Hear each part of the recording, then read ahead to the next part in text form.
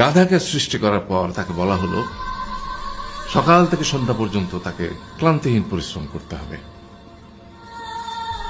সারা জীবন তাকে পিঠে ভারী বোঝা বইতে হবে, খেতে পাবে শুধু ঘাস, আর তার মাথায় কোনো বুদ্ধি থাকবে না। তার আয়ু হবে 50 বছর। গাধা করজোড়ে সৃষ্টিকর্তাকে বলল, আমি এত বছর বাঁচতে চাই না, আমাকে 20 বছর আয়ু দেওয়া হোক। সৃষ্টিকর্তা সেটাই মঞ্জুর করলেন।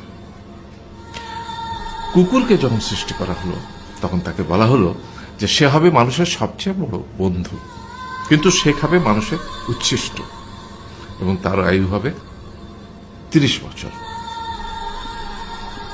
কুকুর সৃষ্টিকর্তাকে বলল, আমি এত বছর বাঁচতে চাই না, আমাকে 15 বছর আয়ু দেওয়া হোক। সেটাই মঞ্জুর করা হলো।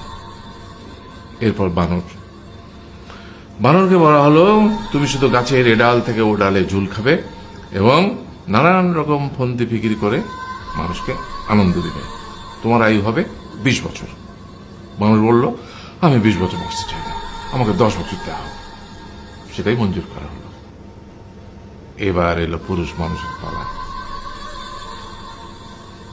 তাকে বলা হলো যে তুমি হলে প্রাণীগুলোর মধ্যে সবচেয়ে বিচক্ষণ এবং বুদ্ধিমান, সেই জন্য তোমাকে প্রাণীদের শিরোমণি করা হলো এবং তোমার আয়ু হবে 20 বছর।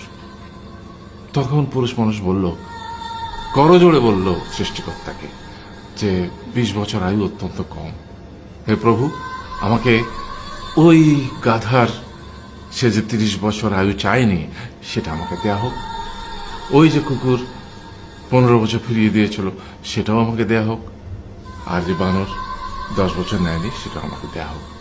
20 বছর অত্যন্ত কম, আমি দীর্ঘদিন বাঁচতে চাই। সৃষ্টিকর্তা সেটাও মঞ্জুর করলেন। তারপর কি হলো?